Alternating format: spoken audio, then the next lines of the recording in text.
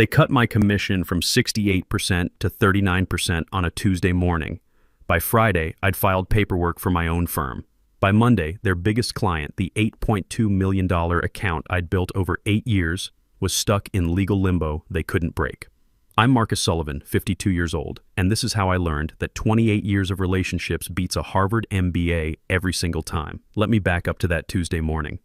I walked into Jonathan's office holding a lukewarm Dunkin' coffee and yesterday's Wall Street Journal, thinking it was just another weekly check-in. Jonathan Hartley, 38 years old, CEO who still thought PowerPoint decks could change the world. Next to his MacBook sat a printed commission sheet with red ink bleeding across the top. Draft adjustments, it said in bold letters. My name was right there, Marcus Sullivan, next to numbers that made my stomach drop. Let me break down the math for you. Last quarter, our firm brought in $12 million total revenue. My deals? $8.2 million of that? That's 68% of everything we build. The commission pool was $1.2 million for the quarter. Standard practice, 10% of revenue goes to business development. I should have gotten $816,000, 68% of that pool, because I generated 68% of the revenue.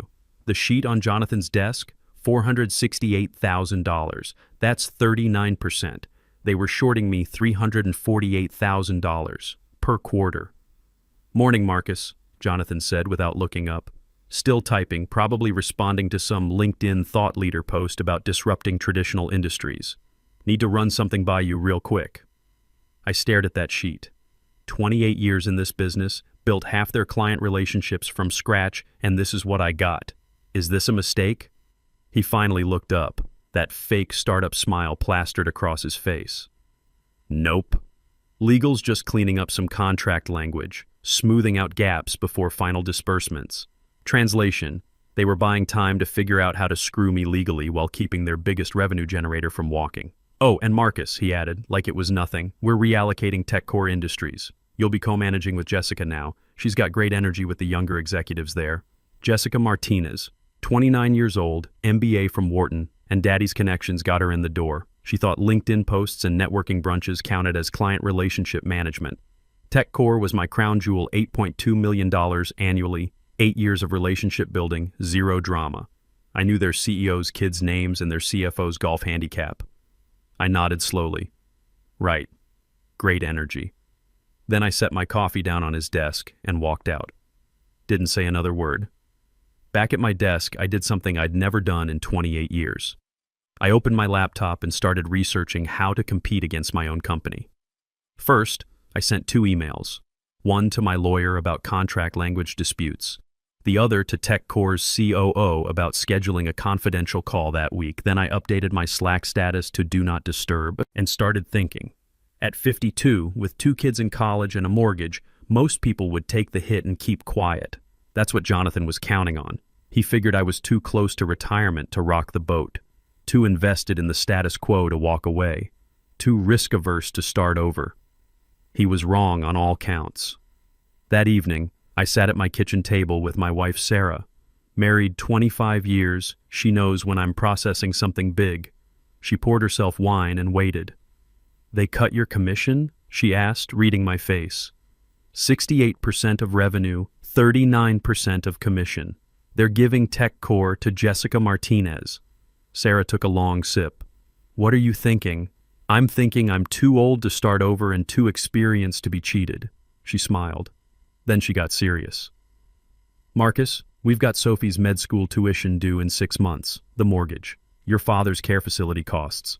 I know, and you're 52. Most guys your age are counting down to retirement, not starting wars with their employers."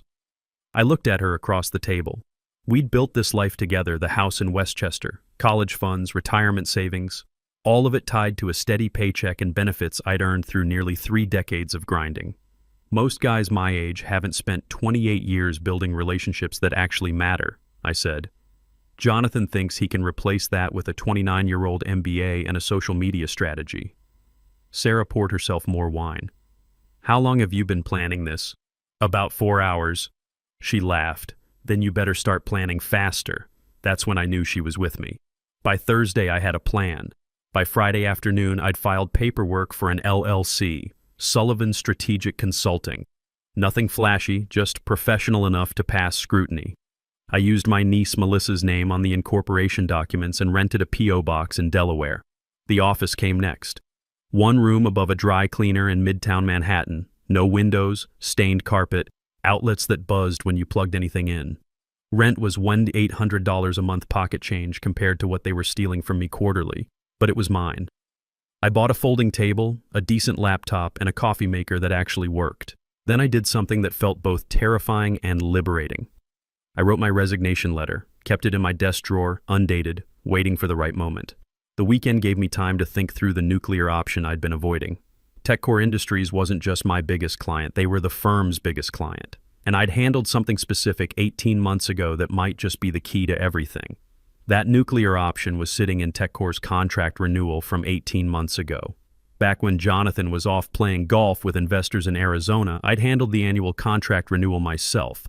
Standard stuff mostly, but I'd slipped in one clause that seemed routine at the time. All contract amendments and point of contact changes must be approved in writing by the designated account manager. That designated account manager was me. So when they reassigned TechCore to Jessica, the contract couldn't actually move forward without my written approval or a formal POC change request, which required 90 days notice and client consent. The whole $8.2 million annual deal was stuck in legal limbo, and they had no idea why. Monday morning came fast. I showed up to work like nothing had changed, grabbed my usual coffee, nodded at the receptionist. But I'd already started making calls over the weekend. Not emails or LinkedIn messages, actual phone calls. To people I'd known for 15, 20 years. CEOs who remembered when I helped them land their first major deals. CFOs who trusted my judgment because I'd never steered them wrong. The first call was to Robert Thompson, CEO of a mid-market logistics firm. I'd helped him structure his first major contract back in 2009. Marcus, haven't heard from you in 6 months? Been busy, Robert. Listen, I wanted to give you a heads up. I'm going independent. Silence on the other end. Then, about damn time. You know how many times I've called your office and gotten transferred to some kid who didn't know the difference between EBITDA and a P&L statement? I might have heard something about that. When can we talk? I've got 2 projects I've been sitting on because I didn't trust anyone at your firm except you. The second call went to Maria Santos, CFO at a construction company I'd worked with since 2012. Same story. The third call was to David Park, who ran procurement for a tech company. By Sunday night, I had 3 client meetings lined up for the following week, plus 2 more prospects waiting for me to send them my new LLC details. Turns out, 28 years of not screwing people over builds something stronger than a company letterhead.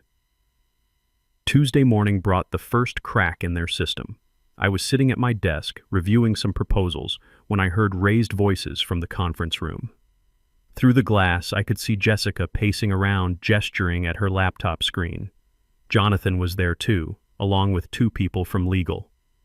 The TechCore renewal had hit a wall. I kept working, pretending not to notice. Around 11 a.m., Jonathan's assistant walked over to my desk. Marcus, could you join the TechCore discussion in conference room B? Sure thing. I walked in to find 4 very confused faces staring at contract documents spread across the table.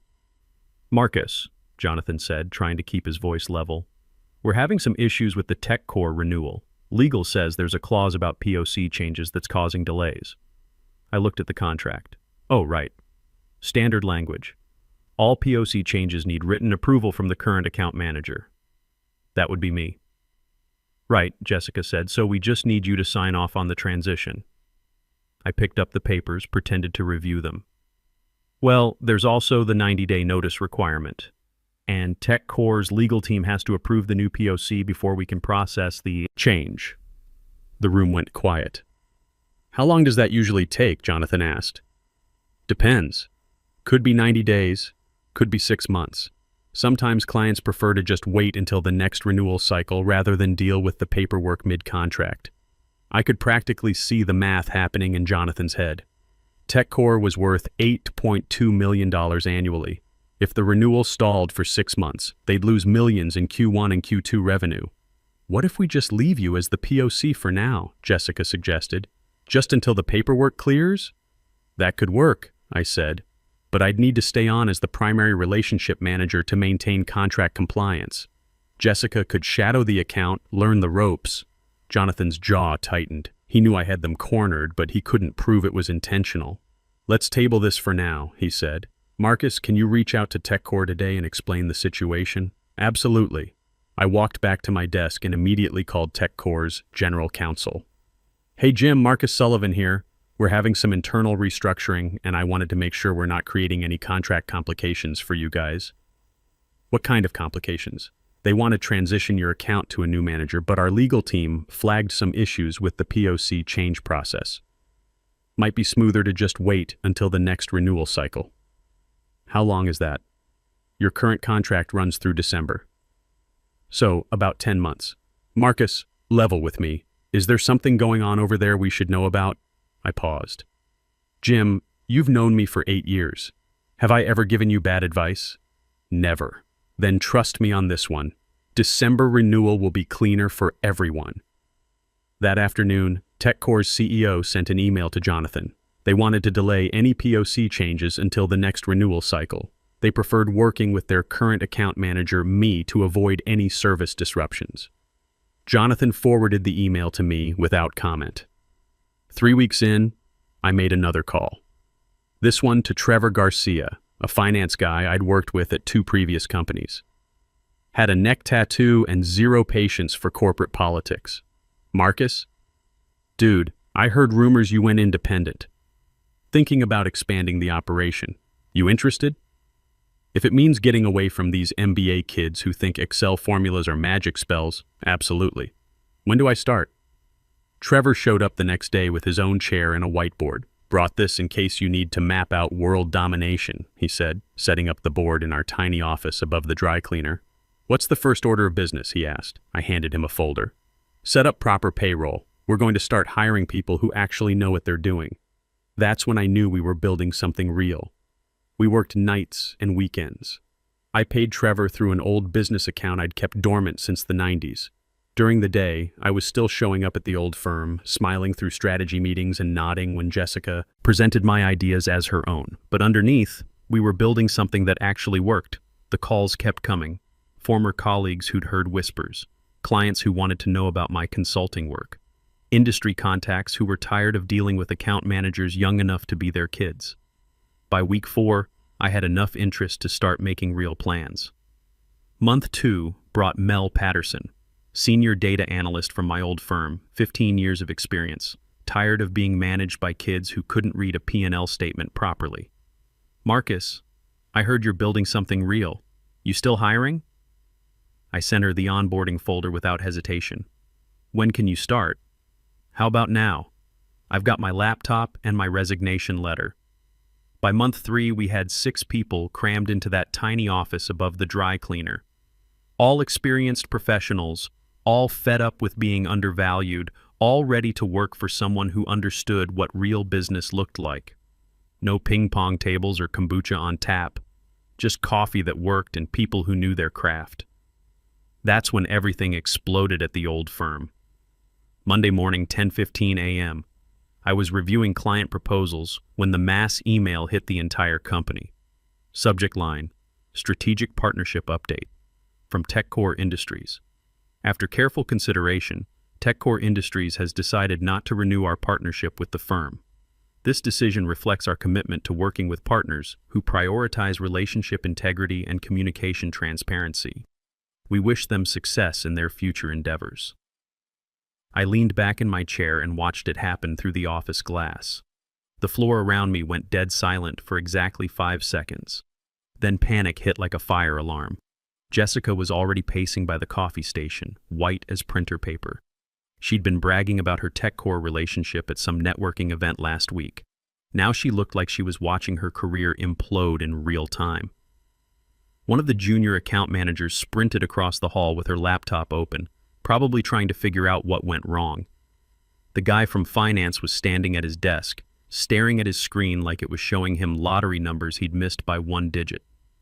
Jonathan slammed his door shut. Through the glass, I could see him on the phone, probably with legal, trying to figure out how $8.2 million just walked out the door. I opened Slack and typed a simple message. Experience retains clients, not energy. Hit send.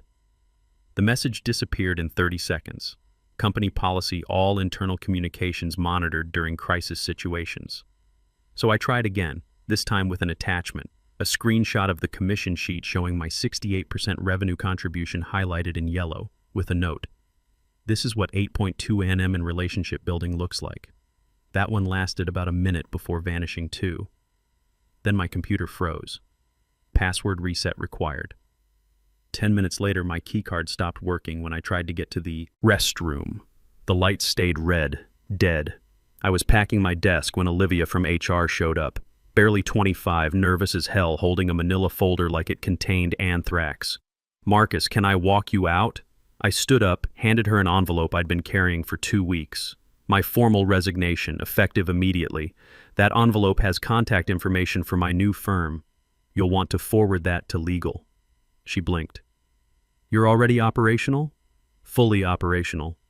6 people, 3 major clients lined up. Growing fast." I walked out past Jessica, who ducked into a conference room the second she saw me coming. Past Jonathan's closed door where muffled shouting was still going on. Into the elevator and onto the street. The air felt different, real. That afternoon, my phone started buzzing nonstop. Text messages, voicemails, LinkedIn DMs, even a few calls from numbers I didn't recognize. Half from former colleagues asking what the hell just happened. The other half from clients asking if the rumors were true. One message stood out. From TechCore's CEO. "Heard about your transition. We'd love to discuss continuity arrangements. Are you available this week?" By Wednesday, their entire executive team was sitting across from me and Trevor in our cramped office above the dry cleaner. The place still smelled like starch and floor cleaner, but nobody seemed to care. "Marcus, we've worked together for 8 years, their CEO said. "We trust your judgment, not your company's letterhead. What can you do for us going forward?" I handed him a proposal Trevor and I had worked on until 2 a.m. 3-year contract. $13.5 million annually. Same service level you're used to, but with a team that actually answers their phones. They didn't even negotiate the rates. Signed it that Friday. Word spread fast in our industry. By month 4, we had 12 people and a waiting list for new hires. The team was a mix of experienced professionals who'd been pushed aside by younger management and hungry mid-career people who wanted to work somewhere that respected competence over connections. Trevor brought in real coffee one morning. Not the office swill, but 7A cup stuff from that place on 43rd Street. "What's the occasion?" Mel asked. "We just crossed 500K in quarterly revenue," Trevor said. "Marcus doesn't celebrate, so I'm doing it for him." I looked at the numbers. He was right. 4 months in, tiny office above a dry cleaner, and we'd already built something that was outperforming half the boutique firms in the city. "You know what our margin is on that?" I asked. Trevor grinned. 73%. Your old firm was running 31% last quarter. That's when I realized we weren't just building a company. We were building something that actually worked. But I wasn't done with the old firm yet. The Industry Leadership Forum was coming up in 6 weeks. Big annual conference where all the major firms showed off their latest innovations and thought leadership. The old company had booked the same corner booth they'd used for 5 years, prime real estate right by the main entrance. Except this year, I'd bought the rights to that exact spot. I'd used the LLC, run it through a vendor I'd worked with before, and secured it 3 months in advance. They probably assumed it was on auto-renewal, just like everything else they took for granted. It wasn't. Friday morning, conference day. I showed up early wearing my best Navy suit and no name tag. Our booth was already set up by the display company I'd hired. Clean lines, professional signage, and one simple message across the top. 30 years of relationships can't be disrupted.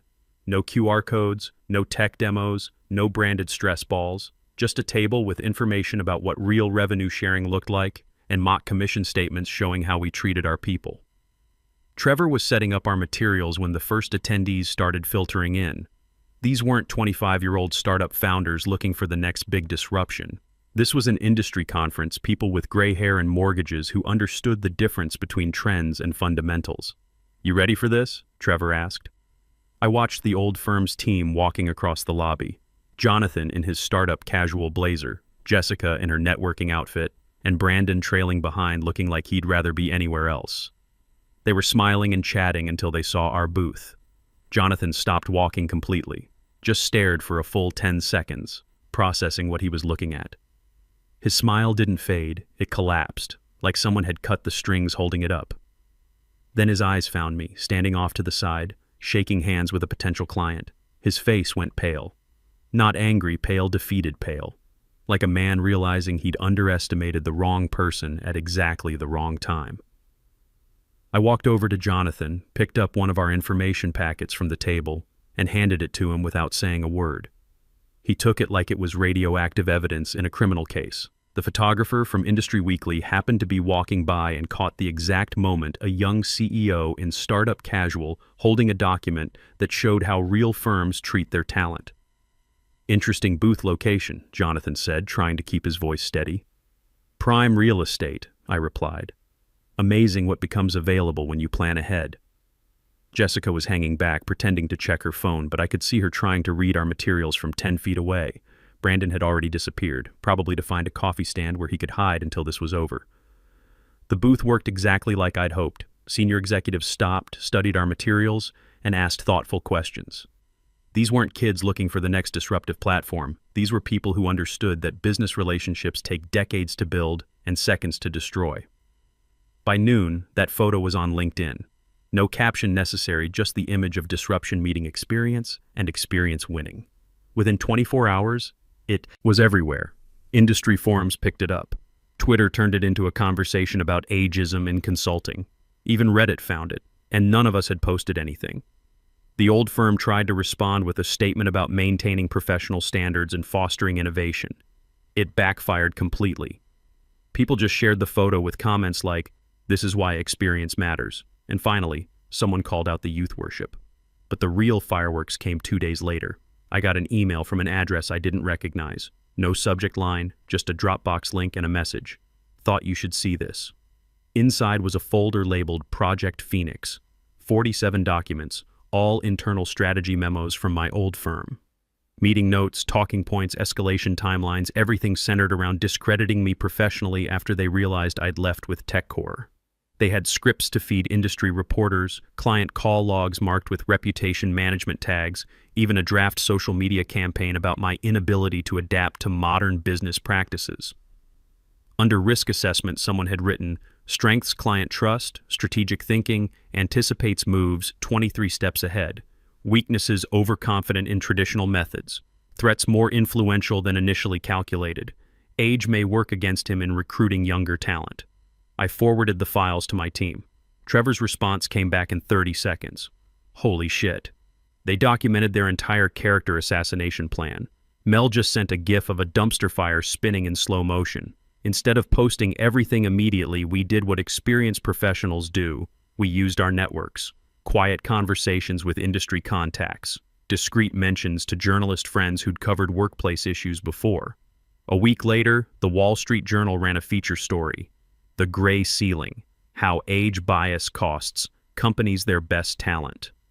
Our story was the centerpiece, but they'd found 6 other similar cases across different industries. The journalist had done real reporting, interviewed former employees, analyzed the Project Phoenix documents, and laid out exactly how firms like Jonathan's were systematically pushing out experienced professionals to cut costs and modernize their image. They quoted the risk assessment documents directly.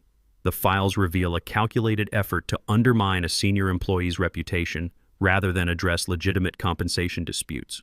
The final paragraph included a quote from me. "They didn't lose me because I couldn't adapt to change. They lost me because they assumed experience was less valuable than energy." In business, trust and relationships compound like interest, and I'd been earning both for 30 years. That Monday, I got calls from 3 different headhunters. Not for jobs, they wanted to discuss my team's availability for major consulting projects. Tuesday brought a contract offer from a Fortune 500 company that had read the journal piece. Full corporate restructuring project, 18-month timeline, $3.2 million budget. They specifically requested senior-level strategic guidance from professionals with proven track records. Wednesday, the settlement check arrived. No note, no explanation, just a bank draft from my old firm's legal department. $348,000 in back commission plus contract penalties. They'd calculated it down to the penny exactly what they'd shorted me over the past year. I stared at that check for a long time. That money was supposed to be my daughter's medical school fund. Sophie's tuition, our security, the nest egg Sarah and I had been building for 25 years. Then I made a decision that surprised even me. I split it evenly among my entire team as a bonus, 19,333s each for 18 people. Didn't tell them where it came from until after the deposits cleared. Mel messaged me at 9 p.m. Marcus, there's 19,333s in my account. What is this? Year-end bonus. You earned it. This is the settlement money, isn't it? Split 18 ways. Seemed fair. Marcus, this was your money, your family's money. No, Mel, this was our money. We built this together. That's what real leadership looks like. You don't hoard the win, you share it. With what was left over, I did something symbolic. Bought the old conference table from my former firm's office liquidation sale. Heavy oak slab, scarred from years of broken promises and fake strategy sessions. We had it refinished completely, sanded away all the damage, gave it a perfect gloss, and set it up in our new conference room. Then, underneath where nobody could see it, I carved 6 words with my pocket knife. He remembered everything. So did we. Today, 8 months later, we're 18 people, 9 major clients, 2-year waiting list for new projects, no ping pong tables, no kombucha, no bullshit about disrupting industries, just experienced professionals who got tired of being undervalued by kids who think an MBA equals wisdom.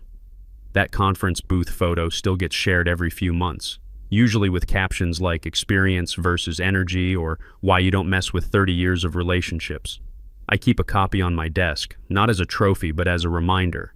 At 52, I learned something important. You're never too old to start over when you've got 3 decades of relationships backing you up. And you're definitely never too experienced to teach young executives that disruption works both ways. My old firm? They're still around, but barely. Lost 3 more major clients after the Journal article. Half their senior staff left for competitors. Jonathan's LinkedIn shows he's exploring new opportunities in strategic leadership. Translation, he's unemployed. Jessica landed at a startup that folded 6 months later. Brandon went back to business school. But here's the thing, I don't think about them much anymore. Revenge was never the point. Building something real was. We've got a new office now. Windows, carpet that doesn't smell like industrial chemicals. Conference rooms that fit more than 6 people. But we kept the original folding table from above the dry cleaner. It sits in my office as a reminder of where we started. The moral of this story? Trust compounds over time. Relationships compound over time. Reputation compounds over time. And when someone tries to steal what you've earned, sometimes the best response isn't revenge. It's showing them what real business looks like. The best part? 3 months ago, we hired our first intern. Kid's 22, fresh out of college, eager to learn. I spend an hour every week teaching him what I wish someone had taught me at his age. How to build relationships that last. How to keep your word. How to treat people fairly, even when nobody's watching. Because that's how you build something that matters. One relationship at a time, one honest deal at a time, one person at a time. At 52, I finally understand what my father meant when he told me, son, your reputation is the only thing you truly own. Guard it carefully because it takes a lifetime to build and a moment to lose. I've been building mine for 30 years, and I'm just getting started.